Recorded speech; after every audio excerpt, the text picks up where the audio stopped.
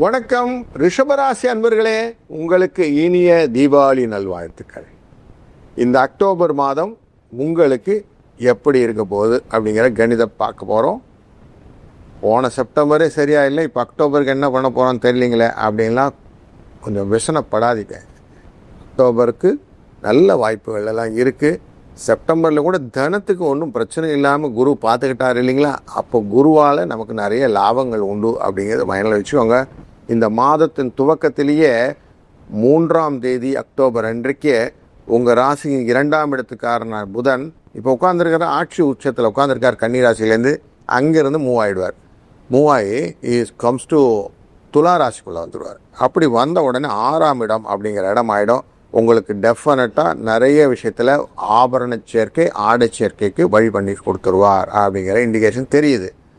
ரெண்டாவது, 10ஆம் தேதி அன்று உங்கள் ராசிநாதனான சுக்கிர பகவான் இப்போ இருக்கிற சிம்ம ராசியிலேருந்து கன்னி ராசிக்கு மூவ் ஆகிடுவார். அவர் நீச்சம் அப்படிங்கிற இடத்துல போனாலும் உங்களுக்கு 5ஆம் இடம் அப்படிங்கிறதுனால சுகம் அப்படிங்கிற விஷயத்தையும் உங்களுக்கான அதிர்ஷ்டம் அப்படிங்கிற விஷயத்தையும் நிரந்தரப்படுத்தி தான் தரப்போகிறார். கவலைப்பட வேண்டாம். அதனால உங்களுக்கு நிறைய வரவுகள் உண்டாகும். மேலும் இந்த 17ஆம் தேதி துலாம் ராசிக்குள்ளார சூரிய பகவான் உள்ள வந்துடுவார். சூரிய பகவான் உங்கள் ராசியின் 4ஆம் இடத்துக்காரர். அவர் உள்ள வர்றதுனால உங்களுக்கு லாபங்கள் பெருக போகிறது. 6ஆம் இடத்துல வந்து தன வரவு பொருள் வரவு எல்லாம் கன்ஃபார்ம் பண்ணிட்டார். அதனால் தைரியமாக நீங்கள் எதை செஞ்சாலும் காசு வரும். முக்கியமாக அரசாங்க விஷயத்தில் நீங்கள் செய்யக்கூடிய காரியங்கள் உங்களுக்கு வெற்றியாக அமையும். தந்தையின் மூலியமாக வரக்கூடிய லாபங்கள் உங்களுக்கு உண்டாகும். உங்களுக்கு நல்ல சுக போகங்களும் அயன சயன போகம் அப்படின்னு சொல்லுவோம். அப்படி எல்லாம் சந்தோஷமாக இருக்கக்கூடிய விஷயத்த இந்த சூரிய பகவான் உங்களுக்கு கொடுத்துருவார். கவலைப்பட வேண்டாம். நீச்சம் அப்படிங்கிறதெல்லாம் மனசுலேருந்து எடுத்துருங்க. 6ஆம் இடம் அப்படிங்கிறதுனால உங்களுக்கு வரதுக்கான வாய்ப்புகள் நிறைய பிரகாசம் பண்ணுவார். செவ்வாய் 12க்குரியவர், அதே உங்களுக்கு 7க்குரியவர். 7 12க்குரியவர் தான் அங்கே துலாத்தில் உட்காந்துருக்கார். அவரோட சேர்ந்ததுனால எதையும் தைரியமாக சாட்சிடலாம். அப்படிங்கிறதுனால உங்கள் மேலே இருந்த வழக்குகள் உங்களுக்கு சாதகமான தீர்ப்புகளாகும். சண்டை வம்பு வழக்கு இதெல்லாம் கொஞ்சம் ஈஸ் அவுட் ஆகி ஒரு நல்ல ஒரு சூழ்நிலையை பார்க்க போகிறீங்க அப்படிங்கிறதும் தெரியுது. ரைட்டுங்க. 18ஆம் தேதி தான் எங்கள் கிளைமேக்ஸு. உங்கள் ராசியின் 2ஆம் இடத்துல இது வரைக்கும் காசு கொடுத்துக்கிட்டு உட்காந்துருந்தார் இல்லையா, அந்த தனக்காரகனான குரு இவர் அதிசாரமாக உச்சம் அப்படிங்கிற இடத்துக்கு கடகராசியை நோக்கி போகிறாரு. அப்படி போகும்போது உங்களுக்கு சில விஷயத்தில் மனதில் கஷ்டங்கள் வருவதற்கு வாய்ப்பு உண்டு. ஏதடா இது எப்படி பண்ணுறோன்னு தெரியலையே, இதை பண்ணினா சரியாகுமா அப்படின்னு லாப நோக்கில் நீங்கள் செய்யக்கூடிய காரியங்கள் எல்லாத்தையும் ஒரு தடவைக்கு 2 வாட்டி யோசித்து செய்கிற மாதிரி ஆகிடும். நம்ம நிறைய எதிர்பார்த்தோம், வந்தது கம்மி தானே அப்படிங்கிற மனதிலே ஒரு சின்ன இட்ஸ் அண்ட் பட்ஸ் அப்படின்னு சொல்லுவோம். அந்த மாதிரி உட்காந்துரும். எனக்கு ஒன்றும் பெருசாக அமையலை, ஆனாலும் பாருங்கள் ஏதோ யோகம் இருக்குன்னு நினச்சேன் அப்படின்ற வார்த்தையிலெல்லாம் இந்த காலகட்டங்களில் யூஸ் பண்ண போகிறீங்கன்னு தெரியுது. ஆனால் ஒன்றும் பயப்படாதீங்க, உங்களுக்கு லாபம் கன்ஃபார்மாக கொடுப்பேன். அப்படிங்கிறதுனால தான் குரு தன் பார்வையை 7ஆம் இடமான விருச்சிக ராசி மேலே வைக்கிறார். கலத்திரஸ்தானம் அப்படிங்கிற இடத்துல மட்டும் இல்லை, தொழில் வெற்றி அப்படிங்கிற இடமும் உங்களுக்கு இருக்குது. அதனால் தொழிலிலே மாற்றங்கள் கொண்டு வர வேண்டும், எதையான புதுசாக யோசிக்க வேண்டும். அப்படி என்னெல்லாம் வரும், அதனால் லாபம் உண்டாகும் அப்படிங்கிறது தெரிகிறது. இப்போது 24ஆம் தேதி அன்னைக்கு விருச்சிக ராசிக்கே புதன் வந்துடுவார். 7ஆம் இடம் உங்கள் கலத்திரஸ்தானம் அதுக்குள்ளே வந்துடுவார். அதே மாதிரி 27ஆம் தேதி செவ்வாய் வந்துடுவார். செவ்வாயும் புதனும் சேர்ந்து உங்கள் ராசியை பார்க்க போகிறார். அதனால் கொஞ்சம் அறிவுத்திறன் ஜாஸ்தியாகும். லாபம் எப்படிலாம் ஈட்டலாம் அப்படிங்கிற எண்ணங்கள், குழந்தைகள் விஷயத்தில் எப்படிலாம் ஹேண்டில் பண்ணலாம், புதுசாக புத்திசாலித்தனமாக எதனா விஷயங்கள் எல்லாம் நம்ம கற்றுக்கிட்டு அதை இன்ட்ரோ பண்ணி விடலாமா அப்படின்லாம் உங்களுக்கு ஆக்டிவிட்டி வேணும். செவ்வாய் உச்சத்தில் உட்கார போகிறார், ஆட்சியில் உட்கார போகிறார். அப்படி ஆட்சியில் உட்கார்ந்த உடனே என்ன பண்ணுவார், தைரியத்தை கொடுப்பார். செஞ்சிடலாம் சார் நம்ம அப்படிங்கிற இடம். அதனால் செய்யணும் அப்படிங்கிற எண்ணம் வந்த உடனே நம்ம கடக்கடன்னு செய்ய ஆரம்பிப்போம் வேலைகள் எல்லாம்.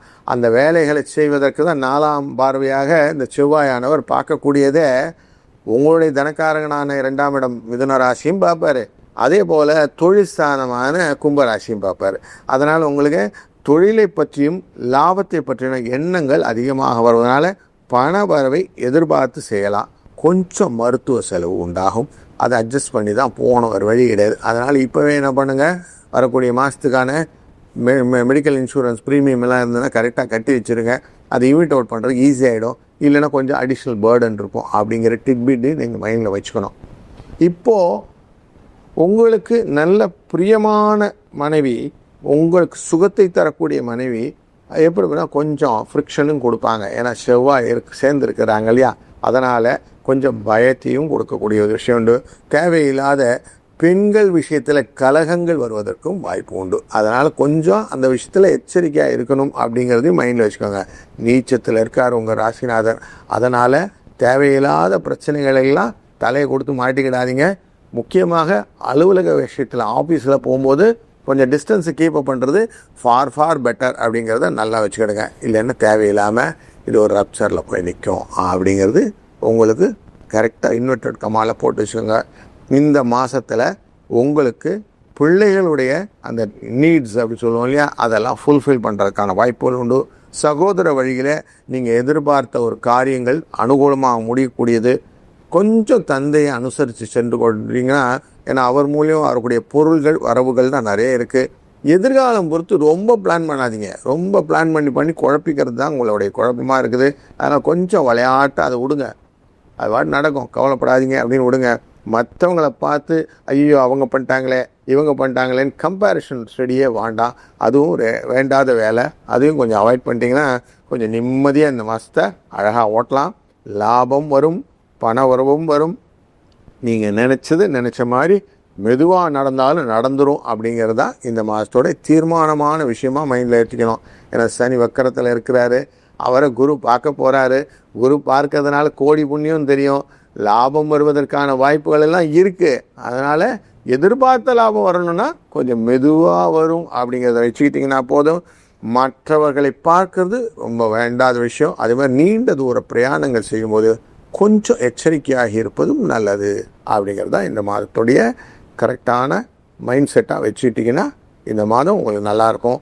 இந்த மாதத்தில் நீங்கள் என்ன பண்ணணும், கீதையை உபதேசித்த அந்த கிருஷ்ண பரமாத்மாவே மனதில் நினைத்து இந்த மாதம் முழுவதுமே கிருஷ்ண ஸ்மரணம் அப்படின்னு சொல்லுவான். கிருஷ்ணா கிருஷ்ணா கிருஷ்ணான்னு சொல்லிகிட்டே இருங்க. டெஃபினட்டாக அந்த கிருஷ்ணனின் அருளாலே எல்லா விதமான நன்மைகளும் பெறுவீர்கள். நல்லது நடக்கும், நல்லதே நடக்கட்டும். வாழ்க வளத்துடன்.